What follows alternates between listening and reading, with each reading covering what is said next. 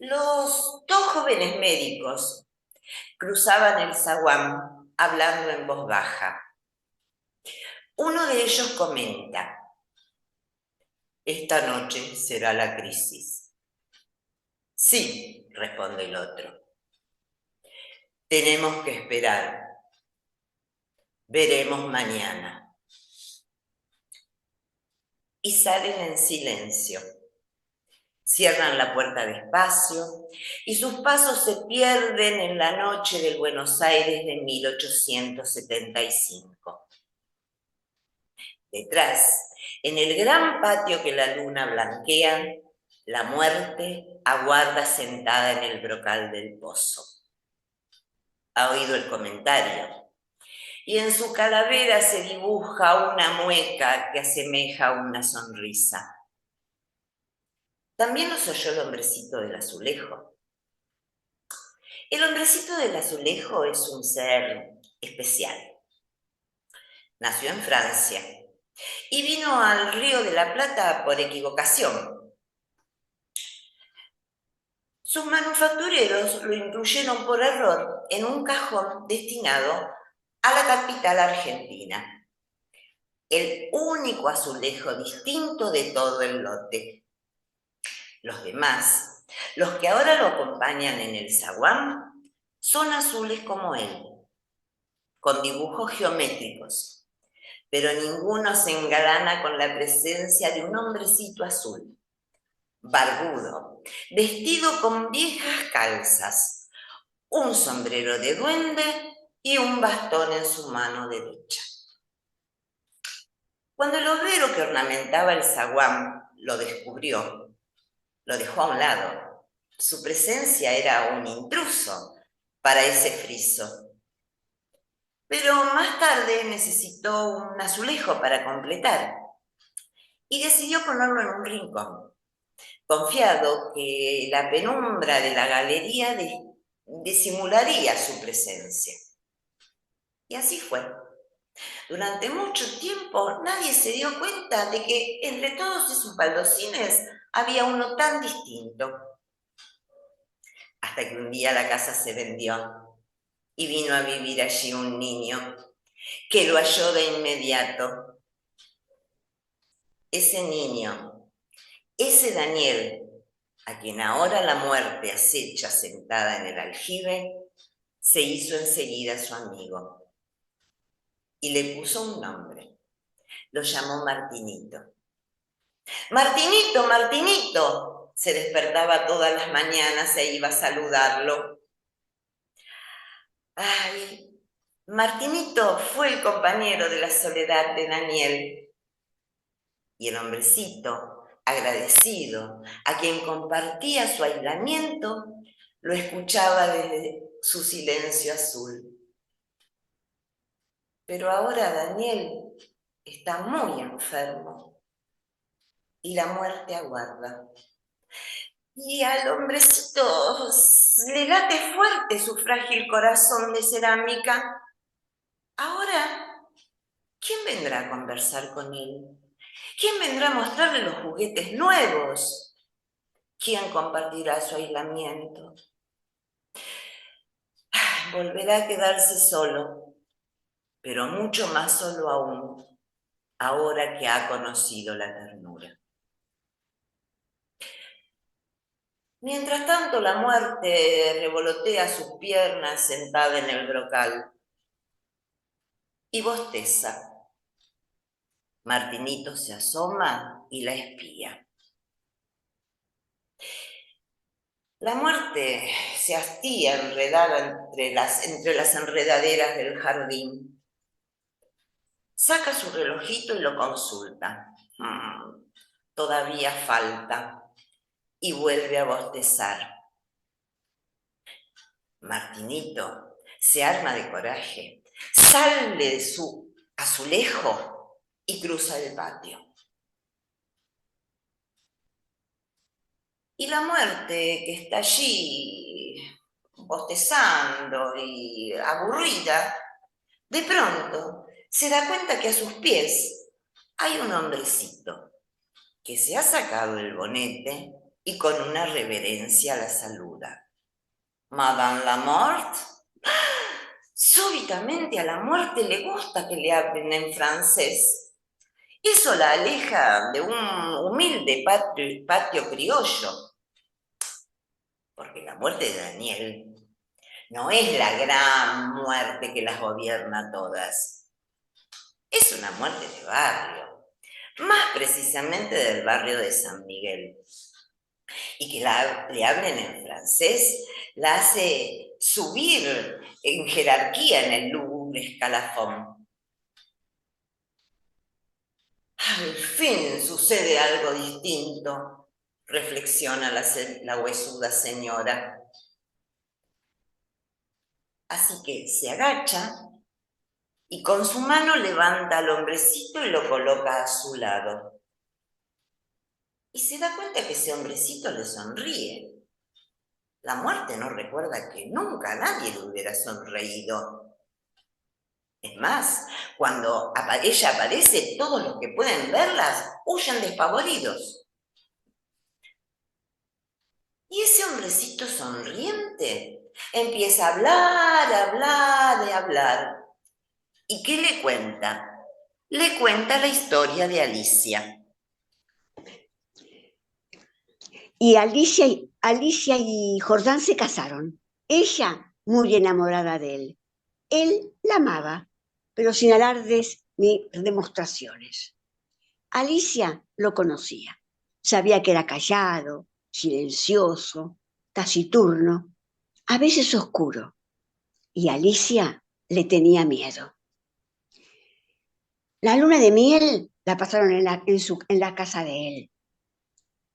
Él quería siempre que Alicia conociera su casa, porque él con mucho orgullo decía que era la casa de sus ancestros, de sus antepasados.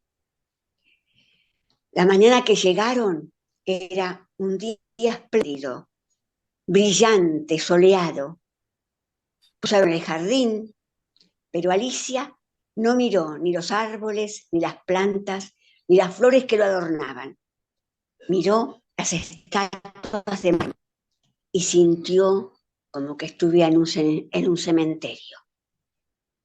Cuando entraron a la casa, ella, del brazo de su marido, sintió que un rayo gélido le atravesaba el cuerpo y que la casa la aplastaba, la hundía, la pulverizaba.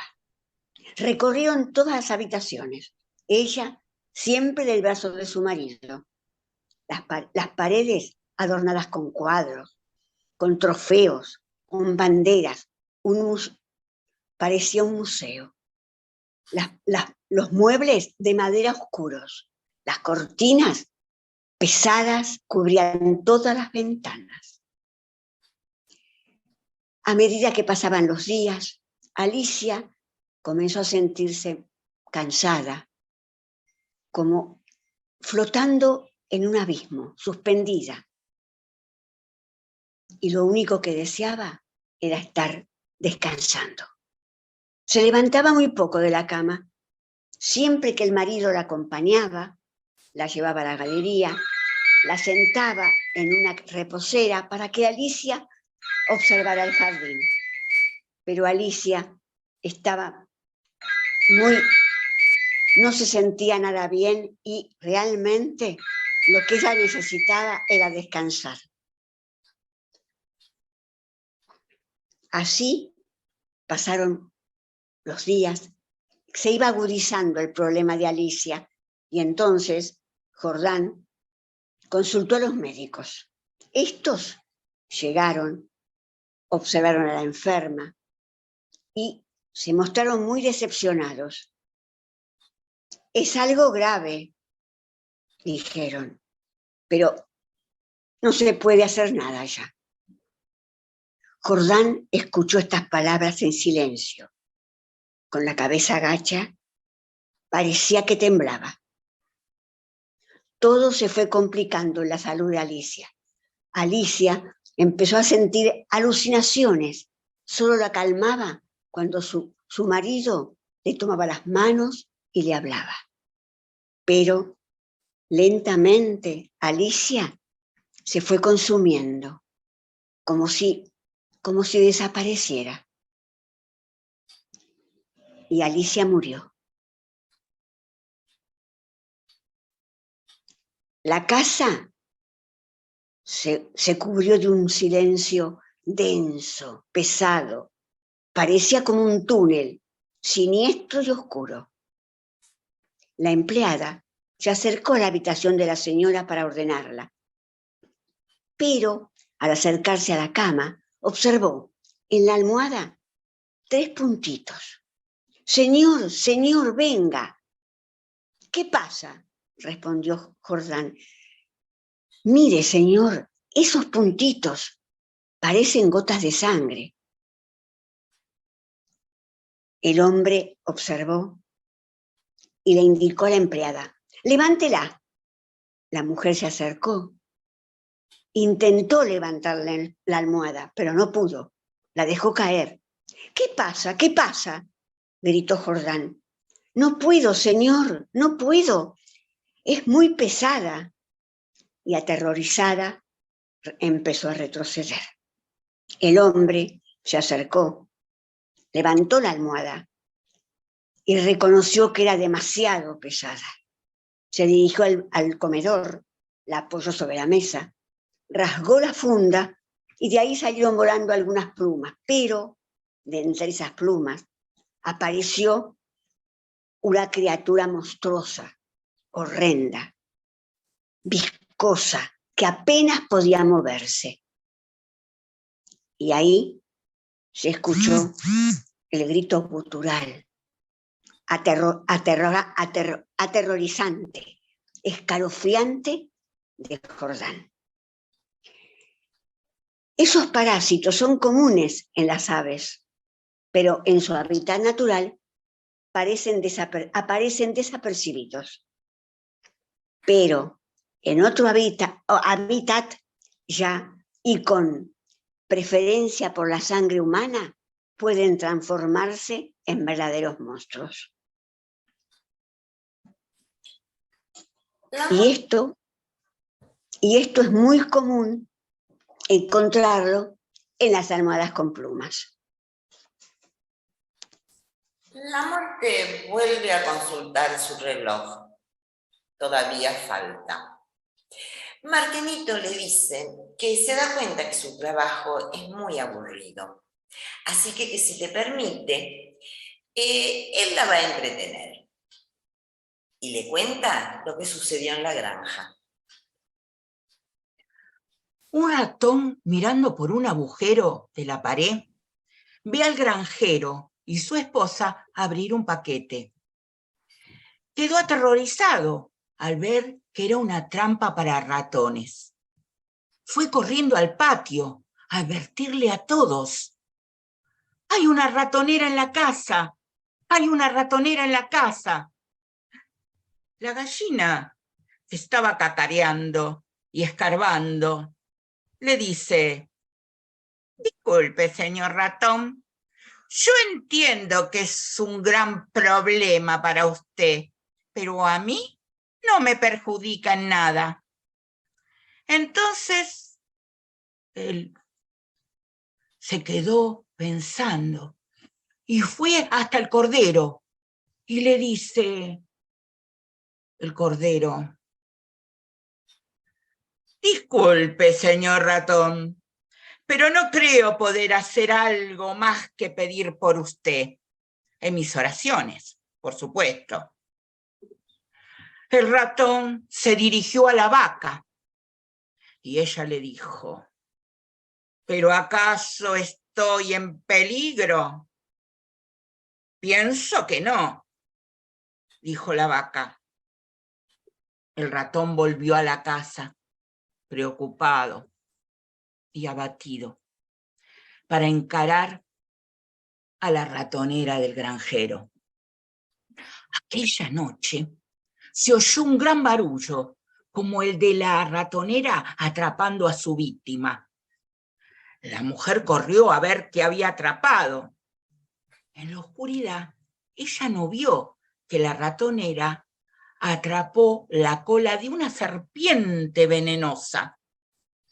La serpiente veloz mordió a la mujer. El granjero la llevó inmediatamente al hospital. Ella volvió con fiebre alta y el granjero, para reconfortarla, le preparó una nutritiva sopa, agarró el cuchillo y fue a buscar un ingrediente principal, la gallina.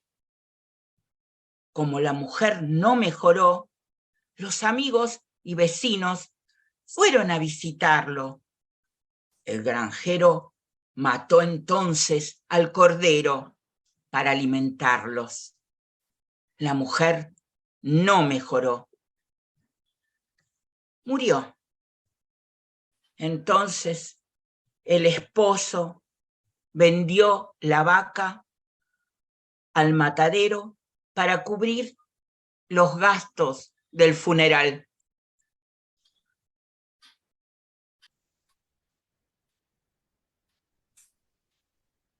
La muerte vuelve a consultar su reloj. Todavía hay tiempo.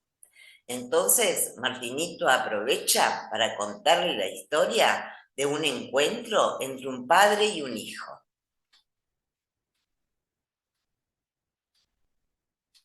Era medianoche y Leandro volvía en su auto de una cena de camaradería que había tenido con sus amigos. Venía pensando cuando de pronto, frente a su auto, vio a un señor mayor que corría en pijama. Él siguió su camino, pero no podía estar tranquilo porque él pensaba que a lo mejor el señor tenía alguna emergencia. Entonces dio vuelta al coche y encontró al señor que estaba con el pijama y le preguntó: señor, ¿tiene algún problema? Sí, tengo un infarto. Ah, suba que lo llevo a emergencias. Y el hombre se subió al coche. El señor estaba solamente con pijama y le dijo que le dolía muchísimo el pecho y le fue indicando el camino para llegar hasta el hospital más cercano.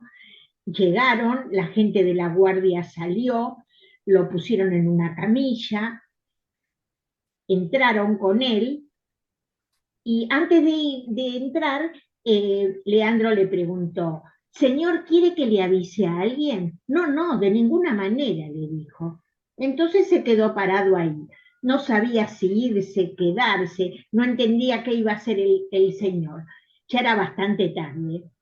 Entonces llamó a su mujer en un teléfono que había por ahí y le dijo: querida, sí, la cena ya terminó, pero tuve que traer a mi padre a emergencias, entonces me voy a llegar un poco más tarde.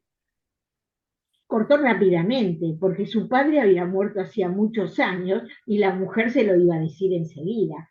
Había una señora escuchándolo y le dijo: señor, sí, ¿es su papá? Sí, le dijo, y se sentó.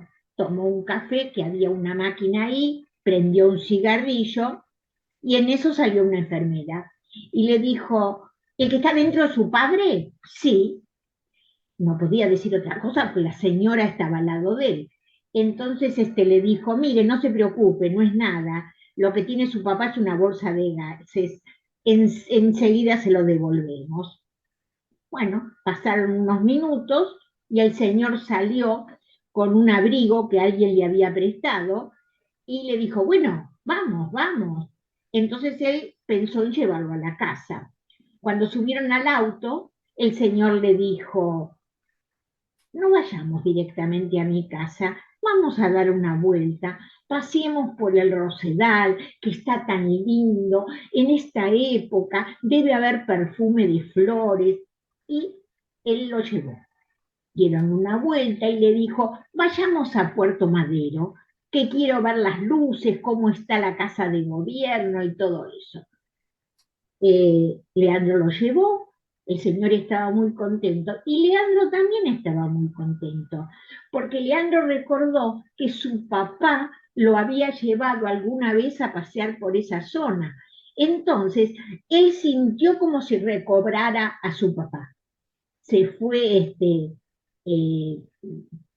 yendo la noche, entonces le dijo al señor que lo iba a llevar a la casa. Cuando llegaron a la casa le dijo, mire, yo soy médico, la próxima vez que usted piense que tuvo un infarto, acá le doy mi tarjeta y me llama por teléfono y no vaya a ningún lugar que yo lo voy a atender. Y se fue contento como si hubiera recobrado a su papá.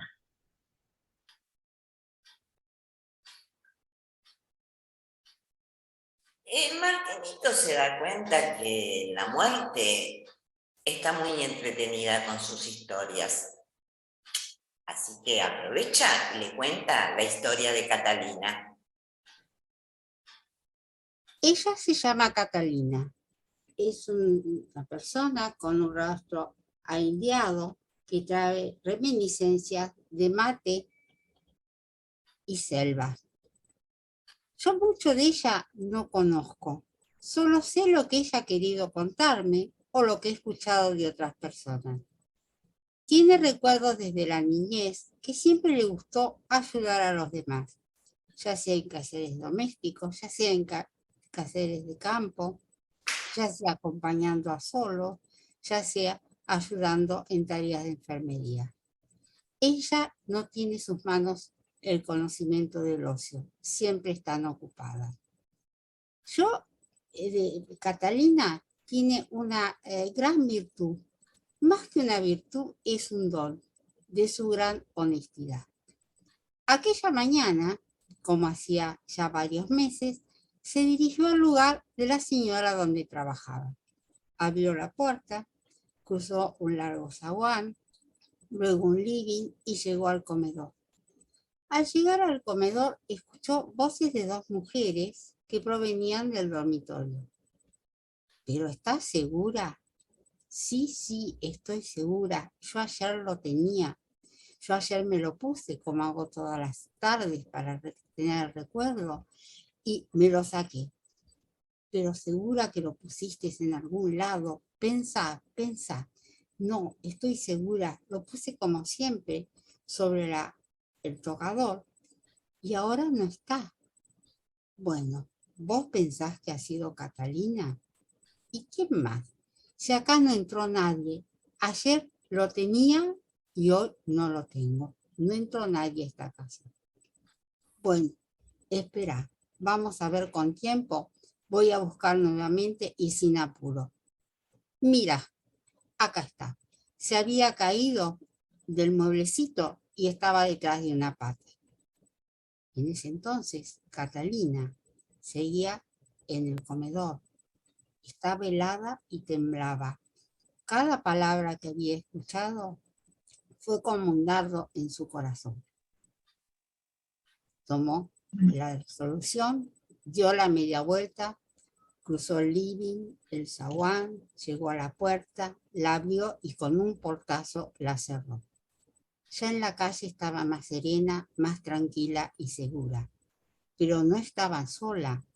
Ahora eran dos personas y empezaron a caminar, Catalina y su dignidad. El hombrecito prosigue y le pregunta a la muerte: Madame, ¿usted sabe lo que sucedió cuando los marcianos invadieron la Tierra? El mundo se jugaba en un gran partido de fútbol. Era la última oportunidad que habían dado los marcianos antes de exterminarlos. Del sorteo de los clubes salió elegido un equipo de abueletes muy viejecitos. Hubo quejas de parte de los gobernantes, pero los marcianos fueron tajantes. El sorteo fue justo y su única ventaja será poder elegir dónde y cuándo se jugaría. El pequeño Pablo, nieto de uno de ellos, le dijo a los marcianos que sería en el Estadio Maracaná en el año 1960. Ante la protesta de los marcianos, el niño dijo: ¿pero cómo? ¿Van a invadir la Tierra y no tienen una máquina del tiempo? Claro que la tenemos, dijeron ofendidos. Mañana haremos el viaje en el tiempo y jugaremos el partido. Al otro día, subieron a la máquina del tiempo los fuertes marcianos y un grupito de torpes ancianos. Pero según pasaban los años hacia atrás, los marcianos se volvían niños y los abuelos perdían las arrugas, volviéndose jóvenes y fuertes. Dieron una gran exhibición y les ganaron al grupo de niños marcianos, sin dificultad. Cuando volvieron al presente, recuperaron su aspecto arrugado, pero nadie se burló de ellos, ni los llamó viejos. Al contrario, los trataron como auténticos héroes, reuniéndose a su alrededor para escuchar sus historias y hazañas. Madame, el otro día me encontré una carta y ahora se la voy a leer. Querido hijo, estoy escribiendo lentamente porque sé que tú no lees rápido. Nos hemos mudado. La dirección no te la puedo enviar porque los que vivían antes en esta casa se la llevaron. Es para no cambiar el número en sus documentos. El abrigo que querías que te mandara por correo ya está en viaje, pero pesaba un poco, pesaba demasiado. Entonces le arranqué los botones. Bueno, no te preocupes, porque están en el bolsillo de afuera. Tu hermana dio a luz esta semana. Yo no he visto al bebé, por eso no sé si es varón o es mujer. Y entonces no sé si decirte que sos tío o tía. 3 de tus amigos iban en un auto, en una camioneta, mejor dicho, y tuvieron un accidente. Cayeron por un puente al río. El que iba manejando pudo abrir la puerta, salió de la camioneta y se salvó. Para los que iban atrás, quisieron abrir las puertas y no pudieron y se ahogaron. Bueno, como verás, no hay noticias por esta zona. Te manda un beso tu querida madre. La muerte comenzó a reírse y Martinito aprovechó y le contó la historia de la vaca. En un pueblito de la quebrada de Humahuaca vivía una vaca. Era pero tan vieja que ya estaba sorda, pero de una sola oreja. Un día se le ocurrió, ya era abuela, pero ¿qué se le ocurrió? No voy a ir a la escuela. Se vistió, se puso unos zapatitos rojos, unos guantes de tul, se llevó un par de anteojos y se dirigió a la escuela. Cuando llegó, la maestra la vio y le dijo, asustada, perdón, usted está equivocada. Dijo, ¿por qué? ¿Y yo no puedo estudiar?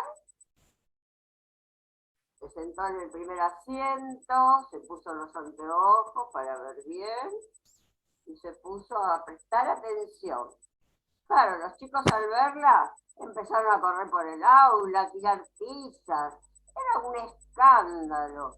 Se corrió la voz en el pueblo y vinieron a verla los padres de los chicos, después otros vecinos, hasta de pueblos contiguos. Venían en camionetas, en bicicletas, como fuera, venían en excursión para ver a esa vaca. Bueno, ella estaba ahí toda pulcra, vestida toda de blanco y estudiaba, prestaba atención. Los chicos seguían haciendo un bullicio tremendo. ¿Qué fue lo que resultó? ¿Saben ustedes? Los chicos de ese pueblo se convirtieron en borricos. ¿Y quién fue la única sabia? ¡La vaca! Había una vez una vaca en la quebrada de un Mahuacá. Como era muy vieja, ya estaba sorda de una oreja. Y a pesar de que ella era buena, un día quiso ir a la escuela. Se puso unos zapatos rojos, guantes de tul y un par de anteojos.